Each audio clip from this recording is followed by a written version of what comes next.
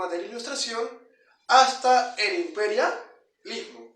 Pero para eso primero tenemos que comenzar por la Ilustración. A ver, ¿te han preguntado qué es la Ilustración? Muchas veces solemos escuchar, oye, esa persona es bien ilustrado, ella es una persona ilustrada. Cuando hablamos de ilustrado, pues nos da a entender, o al menos estas expresiones, como que personas inteligentes, personas capacitadas, ¿no? Y es precisamente lo que va a surgir acá. Primero definamos qué es la Ilustración. Es un movimiento desarrollado en Europa durante el siglo XVIII. Mira, durante el siglo XVIII se desarrolla en Europa. Estamos hablando entre 1700 hasta 1800 aproximadamente, ¿no? Esto va a representar, ¿qué cosa? Un cambio en el paradigma. ¿Por qué? Porque antes de la Ilustración, la gente explicaba la realidad mediante conceptos religiosos u otras creencias, ¿no? Y acá se va a destacar la razón por encima de la fe. O sea, ahora la razón va a ser el medio con el cual vamos a llegar al conocimiento y a la verdad. ¿Qué más? Y sobre todo, el cuestionamiento al antiguo régimen. ¿Qué es el antiguo régimen? Es más o menos el término despectivo que se utiliza para definir a la forma de organización política y económica que se llevaba a cabo en Europa. Tú recordarás que en ese momento se llevaba a cabo las famosas monarquías, ¿no? Donde había un rey, luego había la nobleza, luego por debajo de ellos estaba el pueblo, ¿no? La famosa sociedad estamental, que era una sociedad cerrada, es decir, que solamente se puede acceder por el nacimiento. Ya en nacimiento se puede saber si tú vas a ser rey, vas a ser noble o vas a ser pobre, ¿no? Y sobre todo se lo pusieron, ¿por qué? Porque ellos se consideraban, los pensadores ilustrados, que ahorita lo vamos a ver, consideraban que era un sistema en el cual pues había mucha desigualdad, ¿no? No había libertad sobre todo. Y los más oprimidos eran precisamente el pueblo, el tercer estado. Y dentro de ese tercer estado hay un grupo conocido como la burguesía que tiene dinero, pero no tiene reconocimiento. O sea, siguen perteneciendo al pueblo, siguen estando en el tercer estado y son ellos los que van a apoyar a estos movimientos, ¿no? Listo. Vamos por acá. Profe, ¿y estas ideas van a tener influencia? Exacto, van a tener influencia en América y en Europa, que es el lugar donde surgen. Mira, influencia sobre todo en América. Se da la famosa independencia de las 13 colonias. Profe, ¿13 colonias? No he escuchado mucho eso. Yo te pregunto, ¿cuál es el país más poderoso en todo el continente americano? Profe, fácil, son los Estados Unidos, ¿no? Ya, ¿sabías tú que el antecedente de lo que hoy en día conocemos como Estados Unidos eran las famosas 13 colonias? Sí, estas estaban sometidas por el Reino Unido, por Inglaterra. Entonces, estas ideas de la Ilustración que ponen en tela de juicio o critican el sistema de monarquías, que critican ese sistema en el cual no hay libertad, hay mucha desigualdad, se van a llevar a cabo ¿en dónde? En las 13 colonias, y ellos van a buscar o van a querer lograr su liberación ¿de quién?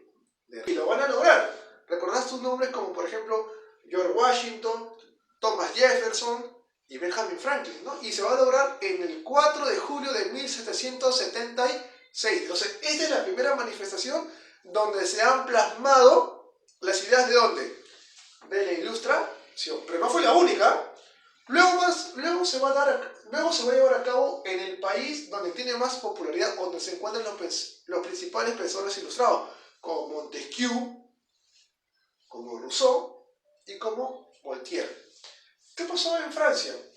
¿Recuerdas tú que en aquel momento, cuando se va a llevar a cabo la revolución, están gobernando un jovencito llamado Luis XVI y su esposa llamada María Antonieta, ¿no? Cuentan algunos que cuando se casaron, justo ese día hubo una gran tormenta, ¿no? Como un presagio del mal.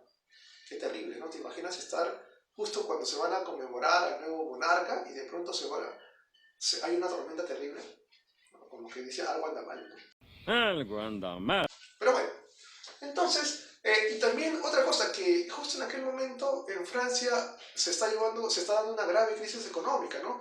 Entonces no hay ni siquiera para comer. Entonces, mientras pasaba eso, los reyes festejaban en el Palacio de Versalles, acá lo ves que hermoso, festejaban, comían, hacían banquetes, lo cual hablaba pésimo de los reyes, ¿no? Porque se supone que el pueblo no tiene ni para comer, está en crisis, y ellos están festejando, ¿no?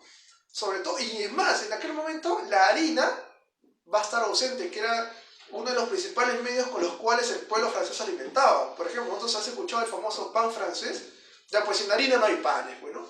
Entonces el pueblo se va a rebelar. ¿Y quién va a financiar? Lo que te dije, la burguesía lo va a financiar a esta revolución, y esto va a comenzar con la famosa toma de la Bastilla, ¿no? Por ejemplo, hay un grupo musical que estoy seguro que tú lo has escuchado, se llama Coldplay. ellos en un álbum, en una de sus canciones, tienen la imagen de la Revolución Francesa, ¿no? Donde sale una mujer que está con el torso descubierto, empuñando una bandera, empuñando un fusil, ¿no? Entonces, esa canción es muy ahora, por ejemplo, ahora te pongo un fragmento de la canción. Interesante, ¿no? Sigamos, profe, pero aparte de la ilustración también va a tener su hijito, un pequeño movimiento, bueno, no tan pequeño porque también va a ser muy popular, ¿no? Pero surge la ilustración. ¿Cuál es? El liberalismo. La palabra liberal. Oye, yo soy liberal. ¿A qué te suena? Suena como que a libertad, ¿no? Es precisamente lo que va a proponer este movimiento. ¿Qué dice? Es una corriente ideológica en la que se destaca la libertad como principio de ¿qué? De la vida individual y colectiva. Profe, acá destaca el individuo, exacto.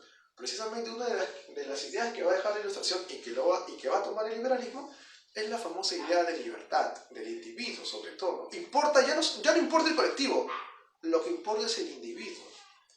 Y como acabamos de ver, ¿no? Lo que importa ahora es el individuo, ¿no? Eso.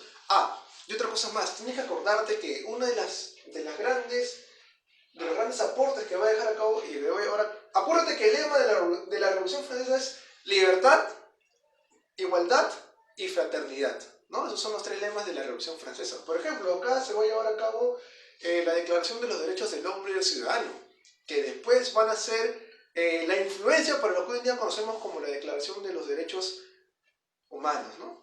Listo. Ahora, pero el liberalismo tiene 2 vertientes, un liberalismo político y un liberalismo económico. ¿Qué es lo que propone el liberalismo político? Mira, que sea una sociedad formada en individuos y no en estamentos. ¿Esto de dónde viene? Esto viene de la ilustración, ¿no? Y ya lo que me olvidé mencionarte es que, por ejemplo, acá la burguesía, una vez que se lleva a cabo la Revolución Francesa, ahora sí puede pertenecer o puede comprar un título de noble, el duque, el conde, el marqués. ¿Por qué? Porque una de las consecuencias de la Revolución Francesa es que se pone fin a esa sociedad que venía del antiguo régimen, es decir, esa sociedad estamental. Ya no es necesario que tú nazcas para que pertenezcas a un grupo, simplemente que con tu trabajo, con tu esfuerzo o con tu dinero puedes pertenecer. Eso es, por ejemplo, lo que vemos hoy en día. ¿Qué más? La separación de poderes. Por ejemplo, hoy en día que estamos en la actual coyuntura política, se habla del Congreso de la República, se habla del presidente que representa el Poder Ejecutivo, se habla del Poder Judicial. Entonces, este es el claro ejemplo, por ejemplo, de que la política peruana tiene la influencia de ¿qué? De las ideas del liberalismo político, ¿no? La famosa separación de poderes. Esto lo va a plantear el filósofo John Locke, ¿no? Acá lo ven, bien guapo. Luego viene ¿Y qué más? ¿Qué forma propone precisamente el liberalismo político? Un ejemplo, el Estado peruano, la República del Perú, y sobre todo también la monarquía constitucional. Y acá te cuento un dato curioso. ¿Sabías tú que cuando viene don José San Martín, el libertador de la corriente libertadora del sur, él propone el Estado, o mejor dicho, se da cuenta que el Estado no está preparado para entrar a una república, por lo cual él propone, oye, mejor una monarquía constitucional. Y yo mismo voy a traer un heredero de España para que gobierne acá en el Perú, ¿no? Algo así como Shrek, ¿te acuerdas? Que él no quería gobernar y trae a un heredero, y algo así quiere hacer don José San Martín. Los criollos enojados porque dicen, oye, no se supone que queremos separarnos de España y tú nos propones traernos un heredero, oye, ¿sabes qué? Y es así como pues, después de una serie de desacuerdos que van a venir después, don José San Martín se retira del Perú, ¿no? Luego antes Simón Bolívar empieza otra historia. Liberalismo económico, ¿qué es lo que propone? Que el Estado no tiene que intervenir en la economía. Básicamente, ¿qué, profe? ¿Has escuchado o ha sido un mercado? Claro, profe, todos hemos sido un mercado. Hoy en día no se puede tanto como antes, ¿no?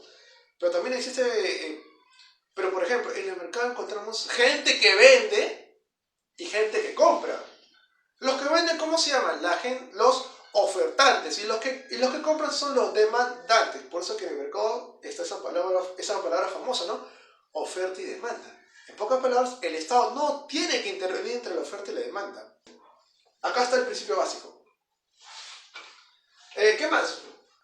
Por ejemplo, y también está en contra de que el Estado controle los precios. Eso es algo que no se debe hacer según el liberalismo económico porque genera crisis. Y sobre todo la defensa de la propiedad privada. Eso está acá, ¿no?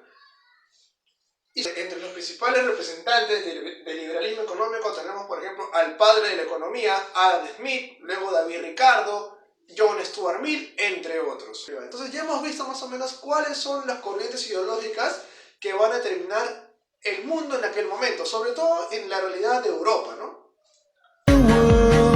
Seas had rise when I gave the word. Now in the